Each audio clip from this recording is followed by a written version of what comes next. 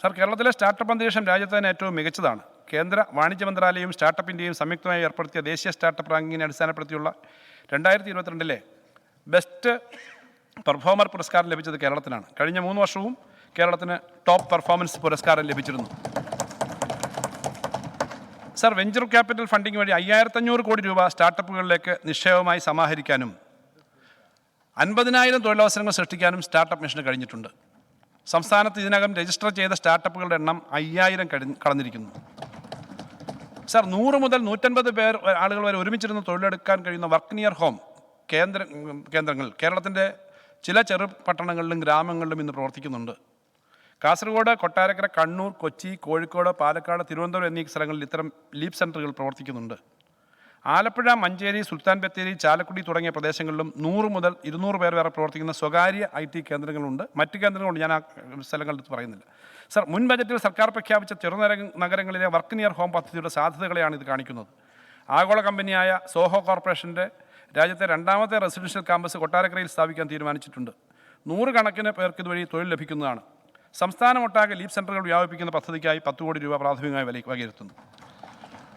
Sir, ആഗോളതലത്തിൽ സംരംഭക ആശയങ്ങൾ കൈമുതലായിട്ടുള്ള ആളുകൾക്ക് കേരളത്തിലെ പ്രകൃതിരമണീയമായ സ്ഥലങ്ങളിൽ വന്ന് താമസിച്ച് തൊഴിൽ ചെയ്യുന്നതിന് കേരള സ്റ്റാർട്ടപ്പ് മിഷൻ വർക്ക് ബോർഡുകൾ സ്ഥാപിക്കും. സർ, വിനോദസഞ്ചാരം. സർ, കേരളത്തിൻ്റെ സമ്പദ്വ്യവസ്ഥയിൽ വലിയ മാറ്റം ഉണ്ടാക്കാൻ കഴിയുന്ന മേഖലയാണ് ടൂറിസം.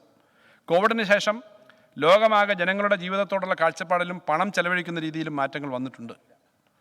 യാത്ര കൂടുതൽ ചെയ്യുന്നതിനും പ്രകൃതി മനോഹരവും സമാധാനപൂർണവുമായ ഇടങ്ങളിൽ അവധിക്കാലം ചെലവഴിക്കുന്നതിനും തൽപരരായ ആളുകളുടെ എണ്ണം ഗണ്യമായി വർദ്ധിച്ചിട്ടുണ്ട്. കോവിഡാനന്തരം ലോകത്ത് വികാസമുണ്ടായ മേഖലകളിലൊന്ന് ടൂറിസമാണ്.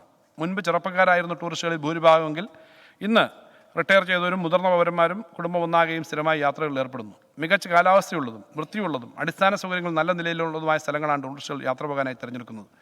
നാടിൻ്റെ ക്രമസമാധാന നിലയും തദ്ദേശീയരായ ആളുകളുടെ പെരുമാറ്റവും രുചികരമായ ഭക്ഷണവുമെല്ലാം സഞ്ചാരികൾ കണക്കിലെടുക്കുന്നുണ്ട്. ഇക്കാരണങ്ങൾ കൊണ്ട് ഇന്ത്യയിലെ ഏറ്റവും മെച്ചപ്പെട്ട ടൂറിസ്റ്റ് ഡെസ്റ്റിനേഷനാകാൻ കേരളത്തിന് കഴിയും. ലോകത്ത് കണ്ടിരിക്കേണ്ട 50 മനോഹര സ്ഥലങ്ങളിലൊന്നായി ടൈം മാഗസിൻ കേരളത്തെ തിരഞ്ഞെടുക്കുകയുണ്ടായി. സർ, ഇന്ത്യയിലെ മറ്റ് സംസ്ഥാനങ്ങളിൽ നിന്നുള്ളവരും സംസ്ഥാനത്തിലുള്ളവരുമായ നിരവധി ആളുകൾ കേരളത്തിലെ ടൂറിസ്റ്റ് കേന്ദ്രങ്ങളിലേക്ക് എത്തുന്നുണ്ട്. കടലും കായലും മലയും കാടും കാലാവസ്ഥയും കേരളത്തിന് അനന്യമായ സമ്പാദ്യമാണ്. ഇത് ഫലപ്രദമായി പ്രയോജനപ്പെടുത്താൻ കഴിയണം. സർ, കേരളത്തിൻ്റെ ഇക്കോ ടൂറിസം കേന്ദ്രങ്ങൾക്ക് വികസിക്കാൻ കഴിയുന്ന നിരവധി കേന്ദ്രങ്ങളുണ്ട്. വനം, ടൂറിസം, സാംസ്കാരിക വകുപ്പുകളുടെ ഏകോപിതമായ പ്രവർത്തനത്തോടെ ഇവയെ മികച്ച ടൂറിസം കേന്ദ്രങ്ങളാക്കാനായിട്ട് ഉള്ള പരിപാടി നടക്കുകയാണ്. സംസ്ഥാന പങ്കാളിത്തത്തോടെ ഇത്തരം പ്രാദേശിക ടൂറിസം കേന്ദ്രങ്ങൾ വികസിപ്പിക്കാൻ സ്വകാര്യ പങ്കാളിത്തത്തോടെ ഇത്തരം പ്രാദേശിക ടൂറിസം കേന്ദ്രങ്ങൾ വികസിപ്പിക്കാനുള്ള ഒരു നയം സ്വീകരിച്ച് അതിന് മുൻകൈ എടുക്കുന്നതാണ് സർക്കാർ. സർ, ദേശീയ അന്തർദേശീയ തലത്തിലുള്ള വലിയ ഇവൻറ്റുകൾക്ക് വേദിയാകാൻ കഴിയുന്ന വിധം വിപുലമായ കൺവെൻഷൻ സെൻ്ററുകൾ വികസിപ്പിക്കാൻ പ്രോത്സാഹനം നൽകും. വലിയ മുതൽ മുടക്കുള്ള ബൃഹത്തായ കൺവെൻഷൻ സെൻ്റർ ആരംഭിക്കുന്നതിനും അന്തർദേശീയ ടൂറിസ്റ്റുകൾക്ക് വേണ്ട സൗകര്യങ്ങൾ ഉറപ്പാക്കുന്നതിനും ആവശ്യമായ നയം രൂപീകരിക്കും. സർ, അടുത്ത 3 വർഷം കൊണ്ട് 10,000 ഹോട്ടൽ മുറികളെങ്കിലും അധികമായി വേണ്ടി വരുമെന്ന നിലയിൽ ഇവിടെ ആവശ്യത ഉണ്ടാകും എന്നാണ് പഠനങ്ങൾ കാണിക്കുന്നത്. സർ, കേരള ഫിനാൻഷ്യൽ കോർപ്പറേഷൻ, ബാങ്കുകൾ എന്നിവയെ സഹകരിപ്പിച്ചുകൊണ്ട് മൂലധനം കേരളത്തിൽ നിക്ഷേപിക്കാൻ തയ്യാറാവുന്നവർക്കായി കുറഞ്ഞ പലിശ വായ്പാ പദ്ധതി സർക്കാർ ആലോചിക്കുന്നുണ്ട്. 5000 കോടി രൂപയുടെ നിക്ഷേപം ഈ മേഖലയിൽ വരുന്നതിനാവശ്യമായ ഇൻട്രസ്റ്റ് സബ്വെൻഷൻ അടക്കം നൽകും.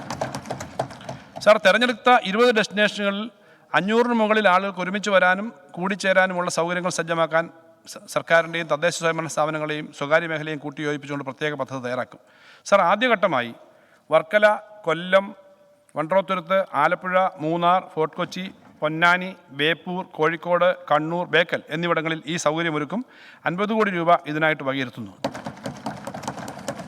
സർ, വികസന സൗകര്യങ്ങൾക്കായി തദ്ദേശ ഗവൺമെൻറ്റുകൾക്കായി ഒരു പ്രത്യേക പദ്ധതി പറയുകയാണ്. സർ, തദ്ദേശ സ്ഥാപനങ്ങൾക്ക് ലളിതമായ നടപടിക്രമം പാലിച്ച് റവന്യൂ വകുപ്പ് നിശ്ചയിക്കുന്ന വിലപ്രകാരം ഭൂമി വാങ്ങി വിവിധ പ്രവർത്തനങ്ങൾ നടത്താൻ കഴിയുന്ന അവസരമുണ്ട്. അത് വാണിജ്യാടിസ്ഥാനത്തിൽ തൊഴിലവസരം ഉണ്ടാക്കാനും വരുമാനം ഉണ്ടാക്കാനും പറ്റുന്ന പദ്ധതികൾക്ക് സഹായകരമാകും. സാർ, ഭൂമി ഏറ്റെടുക്കുന്നതിൻ്റെ സങ്കീർണതയും കാലതാമസവും ഒഴിവാക്കാൻ ഇതിലൂടെ കഴിയും.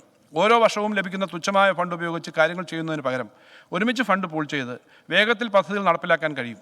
ധനകാര്യ സ്ഥാപനങ്ങളിൽ നിന്നും വായ്പ, മുനിസിപ്പൽ ബോണ്ടുകൾ എന്നിവ ഉപയോഗിച്ച് ഫണ്ട് ശേഖരിക്കാനാവും. വ്യവസായ പാർക്കുകൾ, പൊതുസ്ഥാപനങ്ങൾ, വാണിജ്യ കേന്ദ്രങ്ങൾ തുടങ്ങി തദ്ദേശ സ്വയംഭരണ സ്ഥാപനങ്ങൾ മുൻകൈയെടുത്ത് നടത്തുന്ന പദ്ധതികൾക്ക് ഒരു ഭാഗം സഹായം സർക്കാർ നൽകാൻ നടപടി സ്വീകരിക്കും. ഈ വർഷത്തെ ഇത്തരം പദ്ധതികളെ സഹായിക്കാനായി 100 കോടി രൂപ വകയിരുത്തുന്നു.